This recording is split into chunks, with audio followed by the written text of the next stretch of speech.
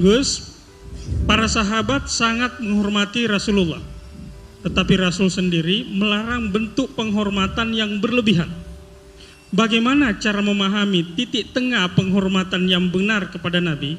Dan dalam konteks ulama yang disebut sebagai warasatul anbiya, bagaimana memastikan penghormatan kita kepada kiai, guru, ustadz dan sebagainya tetap dalam koridor adab, tawadu, yang tetap memakai nalar kritis, bukan berubah menjadi ketakutan, ketergantungan, atau kepatuhan tanpa berpikir.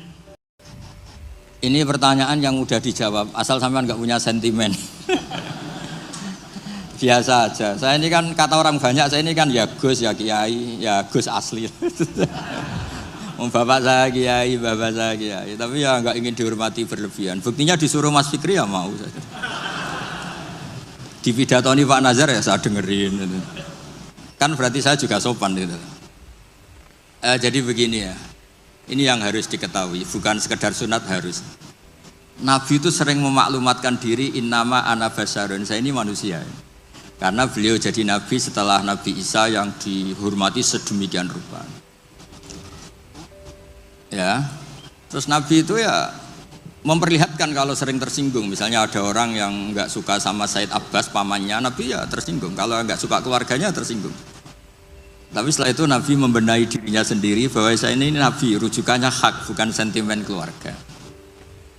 Nah sahabat juga sama ya, hormat sekali sama Nabi, tapi tetap kaedahnya itu la tutruni kama atrot an-nasoro, ya kamu jangan berlebihan sampai mentaklih, sampai menuhankan. Kalau hormat yang berlebihan dengan arti loyalitas atau bahasa tubuh, itu ya mulai dulu ada ya di semua tradisi. Sama lihat di kerajaan-kerajaan atau di film-film Cina itu kan semua, baik versi ketua suku maupun ketua geng, ketua apa saja kan ya dihormati oleh anak. Tapi yang unik dari Nabi itu penghormatannya itu malah mengarah ke Tuhan. Misalnya begini, tadi Pak Kures cerita panjang tentang syarat sahnya jadi saksi. Ini penting, sampai nang bu swarga ben gak repot. Engko swargane ndek-ndek wae, tapi nanti kalau sama Nabi nggak bisa bercengkrama sama bidadari, sama sungkan. Nanti tak carikan bidadari yang cerewet kayak istri kamu. Kayaknya nggak ada ya. Berarti trauma kamu sama istri itu. Kalau saya inginnya ya yang mirip lah. Biar apa? Kenangan. Ini perlu dicatat ya. Sebetulnya syighot sholawat, saya berkali-kali matur di kitab Ithaf, syighot sholawat itu syighot terbaik. Karena ada kata-kata gini ya, sudah kita misalnya adat pesantren Allahumma sholli ala sayyidina Muhammad atau yang tanpa sayyidina Muhammad sholli ala Muhammad. Itu kan kelihatan, Allah itu pemberi, Nabi itu yang diberi. Saya ulang lagi, ya Allah kasihkan sholawat engkau ke Nabi, berarti Allah itu pemberi, Nabi yang diberi. Nah, kata kitab Ithaf, wan nabiyyu wa injalla qadruhu muhtajun ila rahmati ta'ala. Nabi apapun hebatnya, hubungannya dengan Allah itu Allah pemberi, Nabi penerima. Makanya hadil ummah tidak akan terperosok mentaklih menuhankan Muhammad karena redaksinya sudah ya Allah saya minta sholawatmu kasihkan ala abdika wa rasulika Muhammad, disebut ala abdika. Maka syighot sholawat itu ekspresi kita mencintai Nabi, maka kita bersolawat sekaligus memaklumatkan porsi masing-masing. Allah selamanya pemberi dan Nabi apapun hebatnya diberi. Jadi penghormatan sahabat itu ya terukur semua. Lah nanti kultur-kultur tertentu di daerah tertentu, misalnya di Kesultanan Jogja atau Kesultanan Maluku, semua di pondok, di apa-apa. Saya yakin semua orang soleh itu inginnya semuanya proporsional. Nggak tahu kalau yang sentimen, tapi semua orang soleh itu inginnya pasti propor. Itu pasti, tak jamin. Terus yang terakhir tentang sholat, ada kata-kata as-sholatu imaduddin. Nabi kok tidak bukti Nabi itu gimana? Tadi kata Pak Kures kita butuh seksi. Ketika beliau jadi Nabi dan diikuti banyak orang, yang jadi ukuran ajaran terbesar beliau itu apa? Sholat. Dan sholat itu nyuruh apa coba? Allahu Akbar kabira walhamdulillah katsira subhana rabbiyal azim subhana rabbiyal a'la. Ketika itidal Rabbana walakal hamdu. Masa ada seorang manusia bikin satu ritual yang semuanya itu muji Allah? Itu kalau nggak Nabi nggak bisa. Sampai antak kayak hak gawe wiridan mantra nguntungno sampean dhewe mesti. Sampean misalnya tak angkat jadi tokoh spiritual kula. Wah lara kula mesti. Nabi ini luar biasa, hidupnya dihabiskan untuk menata sholat, dan di semua sholat itu apa? Ada tasbihullah, takbirullah, Allahu Akbar, terus at-tahiyatul mubarakatus sholawatut. Itu kalau nggak Nabi tidak bisa. Bagaimana seorang manusia yang punya nafsu, punya selera, punya haddun nafsi, kemudian semuanya diarahkan ke Allah? Tidak bisa kalau nggak Nabi. Makanya disebut as-sholatu imaduddin. Itu bukan musollinya. Orang kadang rata-rata kiai pidato orang yang sholat itu enggak. Nabi ketika as-sholatnya, sholat itu jadi dengan sholat itu sudah kelihatan. Ini kalau nggak ide seorang Nabi tidak bisa. Susunan katanya, bentuk penghormatannya, semuanya Allahu Akbar. Kalau orang tertentu baca kabira walhamdulillah katsira, ada yang Allahumma ba'id baini. Apapun itu penghormatannya pada Allah. Rukuk subhana rabbiyal azim, i'tidal rabbana walakal hamdu. Nanti sujud subhana rabbiyal a'la. Itu kalau enggak Nabi tidak bisa punya ide gitu. Sama nyanyi lagu frustasi atau punya hak lagu apa, putus cinta, cinta buta, apapun itu mesti enggak terkait Allah. Jadi menurut saya dengan desain sholat kayak itu kalau enggak Nabi tidak bisa. Makanya disebut amlam ya'rifu rasulahum fahum lahu mungkirun. Muhammad itu mau cekali bersama kamu. Abu Jahal CS itu ngomongi Muhammad mulai kecil bersama kamu. Apakah kamu pernah ngerti dia bohong? Hal jarrabtum alaihi kadziban qaulullah. Terus gerakannya apa? Mulai pertama jadi nabi, sebelum nabi itu hobinya ya sholat itu. Gerakan sholat itu nggak mungkin ditemukan manusia, itu nggak mungkin. Coba kata-katanya sholat, gerakan fisiknya, semuanya itu mesti mengarah itu nabi. Maksud saya kalau bahasa keseharian itu ya terserah lah. Orang Jawa kalau dipegang kepalanya tersinggung, kalau orang Arab seneng. Dan ini kalau bentuk penghormatan pada guru sampai adili ya repot, semuanya subjektif. Semuanya apa? Ya tapi tentu nggak boleh berlebihan. Di mana-mana berlebihan itu nggak baik. Hanya urusan penghormatan. Kamu makan berlebihan ya sakit panitia kan. Kamu sering ngaji ya kasihan istri kamu. Pelarian kok ngaji itu gimana?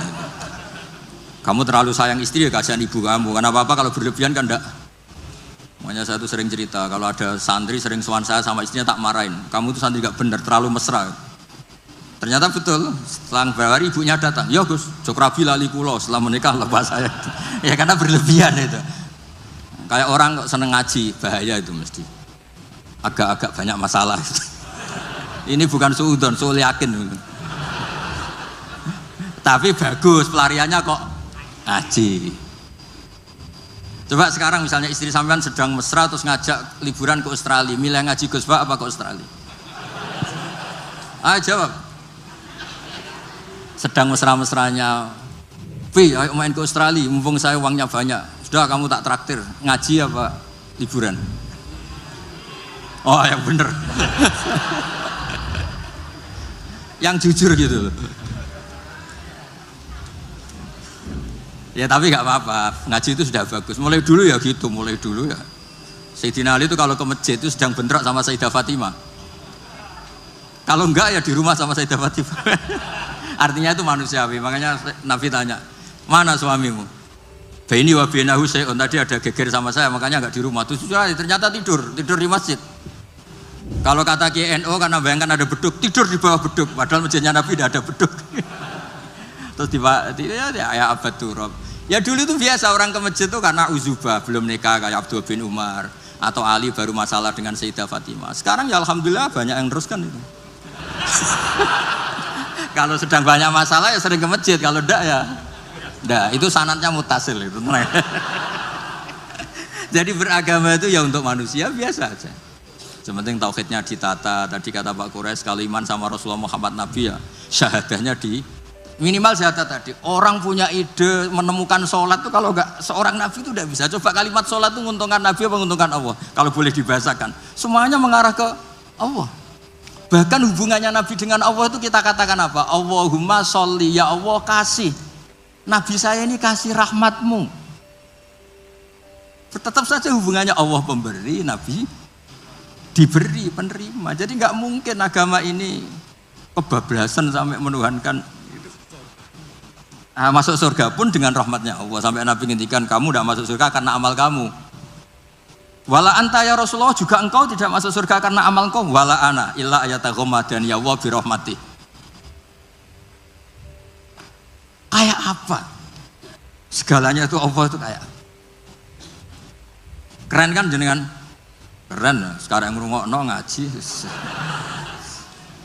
Nggih, kasih. Dalam ibadah, segala ibadah itu kan tergantung ikhlas. Ikhlas itu kadang hati ikhlas, pikiran enggak. Kadang pikiran ikhlas, hati enggak. Nah itu cara nyingkronin itu gimana Gus Baha? Makasih. Assalamualaikum warahmatullahi wabarakatuh.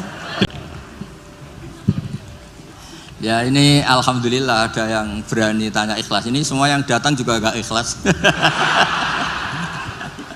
Karena ikhlas itu makom yang susah. Tapi justru itu tantangan. Jadi begini, ini sekaligus mengertikan teman-teman dari BG, alumni semua yang hadir. Ikhlas itu nomor kesekian. Yang penting protap ibadahnya itu benar. Misalnya gini, Anda sholat gak ikhlas tapi jamaah. Nggak ikhlas, ingin dapat pujian tapi jamaah.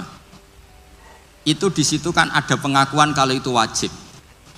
Jadi selalu ada kebaikan dalam kebaikan, meskipun tidak ideal. Misalnya Anda jamaah tidak ikhlas, tapi mengekspresikan diri sujud, mengekspresikan diri ruku itu sudah luar biasa. Makanya sebagian ayat ini Pak Kures sangat paham. Ada mukhlisin, ada mukhlasin. Sebetulnya ada harapan kalau Allah ingin menghendaki kita ada ikhlas tapi dimukhlaskan, dimurnikan sama Allah. Karena berkahnya protap yang benar. Misalnya gini, saya sodako sama fakir miskin tidak ikhlas, ingin jadi DPR, kayaknya saya ada potongan tapi. Atau ingin nyalon bupati, kan tidak ikhlas. Tapi berkahnya ini hal yang manfaat. Saya didoakan sama fakir miskin ini, karena tak kasih sesuatu yang manfaat.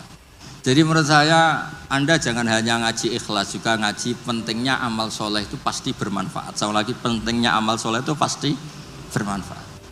Makanya di Quran tuh sering seorang nabi dipuji innahu min ibadinal mukhlasin, pakai isim maf'ul, yang dimurnikan.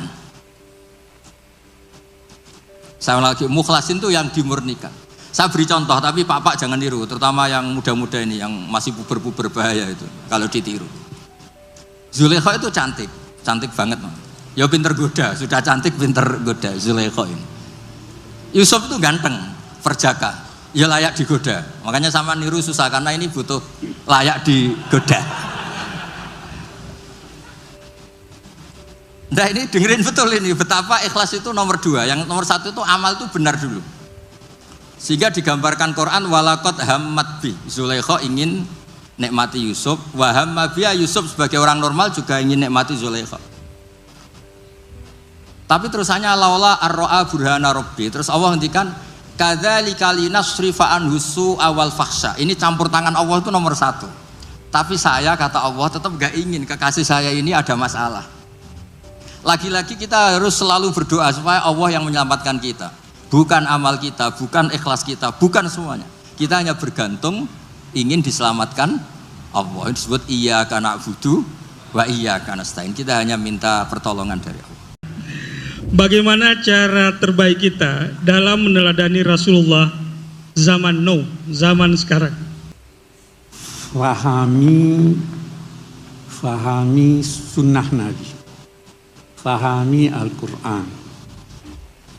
Satu hal, Rasul itu punya fungsi bermacam-macam.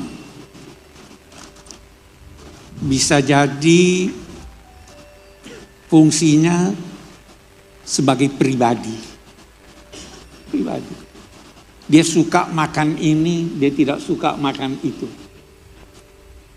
Itu Anda tidak perlu teladani itu. Dalam konteks pertanyaan itu banyak ya, Nabi sebagai hakim, Nabi sebagai ya mufti, Nabi sebagai politisi, Nabi sebagai anggota masyarakat dan lain-lain sebagainya, macam-macam. Nah, itu sebabnya tadi saya katakan teladani dengan cerdas. Saya mau beri contoh tadi, ini minta maaf nih bapak-bapak. Tadi waktu dari dalam saya tidak pakai sendal, Gus Baha tidak pakai sendal. Ada yang paksa, Pak Kures, nanti ada beling pakai sendal. Terus ada disodorkan pada saya sendal orang lain, saya tidak tahu. Tolong itu dilihat tuh nanti ya toh. Dulu masa Nabi mau kita lihat Nabi. Jangan ada yang pakai alas kaki jangan pakai alas kakimu kecuali setelah keluar masjid. Kalau di dalam masjid atau pakai waktu mau keluar di ini. Kalau semua harus pakai alas kakinya waktu keluar, itu tidak mungkin. Jadi walaupun Nabi sudah perintahkan seperti itu, situasinya tidak memungkinkan. Jangan lantas berkata, saya ikuti aja Nabi, nanti yang keluar semuanya pakailah alas kaki, jangan pakai alas kakimu dalam keadaan kamu berdiri. Semua berdiri, tidak keluar-keluar orang kita di sini. Jadi fahami dengan cerdas. Jangan ada yang berkata, Nabi menikah, mau teladani Nabi. Itu orang bodoh dan orang sombong. Bodoh karena dia tidak tahu ini bukan tempat meneladani. Dan sombong karena dia merasa dirinya sama-sama Nabi. Jadi pelajari apa. Contoh lagi yang lain saya beri. Soal Nabi terkadang berfungsi sebagai hakim, terkadang berfungsi sebagai mufti. Ucapannya itu harus kita teliti. Saya sering beri contoh ini. Karena apalagi kalau ibu-ibu banyak. Ada suami kicir. Datang istrinya pada Nabi Hind. Itu suami saya kicir, wahai Nabi. Boleh enggak saya ambil duitnya tanpa izin? Bagaimana ini? Nabi jawab, ambillah. Asal wajar. Mencuri atau tidak itu? Persoalan yang dibahas. Ini fatwa atau ini ketetapan hukum? Kalau fatwa hanya berlaku buat yang bersangkutan, yang bertanya. Kalau ketetapan hukum silahkan. Pasti ambil aja asal jangan buat parfum dan sebagainya. Jadi itu cerdas itu namanya. Semua benar. Tetapi harus disesuaikan dengan kondisi kita. Harus seperti tadi juga penghormatan. Satu masyarakat beda penghormatannya dengan ini. Orang Eropa tidak segan tangannya di pinggang sambil bicara sama orang tuanya. Jangan coba-coba itu di sini. Itu budayanya beda. Jadi itu namanya kita meneladani Nabi dengan cerdas. Itu sebabnya fattabi'uhu. Pelajari, ikuti sesuai dengan kondisi masing-masing. Tadi itu soal pesantren, itu orang tidak ngerti pesantren itu yang berkata, saya di sini, ini untuk diketahui, saya di sini anak-anak pusat. Saya tidak mau kalau saya masuk ada yang berdiri. Saya bilang, bukan Indonesia Raya, tidak perlu berdiri. Karena dia di Jakarta. Boleh jadi di tempat lain.